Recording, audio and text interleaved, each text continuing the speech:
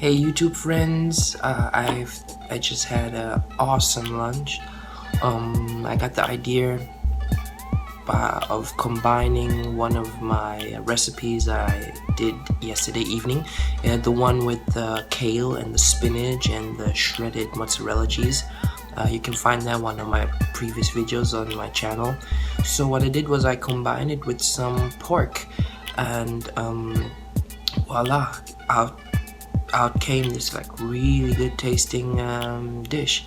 Now I'm not really a big pork fan, but I just went out of my meat ideas. I wasn't in the mood to eat some beef or some chicken. I've had that the past few days, so I thought I'd try some pork. They had it on sale in the store I usually go and shop at, and I got some spinach on the side, and I just created this dish. So I'm going to show you how I did it. If you want the description of the recipe, again, just let me know and I'll post it. Otherwise, enjoy the cooking.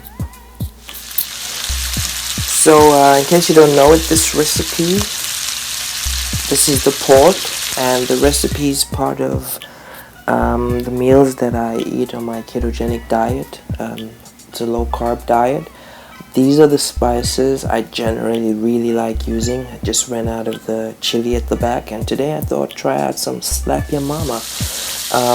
Might go well with the pork. So after spicing the pork and after putting it in, I turn it around. Right now the heat is on full power.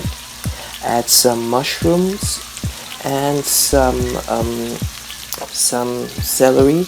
Then to cook it, boil it down, I add some of the ginger water that I made previously. I also drink it. And then I just put the lid on and turn the heat down a few levels, say to 50%, and while that's going, I prepare the side dish, which would be the kale and the spinach with cheese. So for that, I put some water in a pan, and once that's boiling, I add the kale and the spinach to that.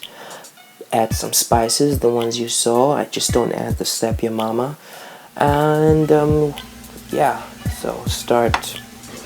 once all of that starts going, I toss it around a little bit.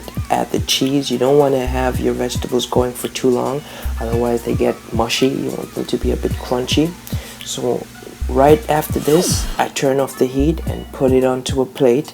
And as you saw, I didn't use any oil during the cooking process. I usually add that at the end. So going back to the pork, which should be done by now, I started cooking the pork 10 minutes before, and I serve everything together with some olives, some cilantro, some chopped up cucumber, and some asparagus. Yum, yum, yum.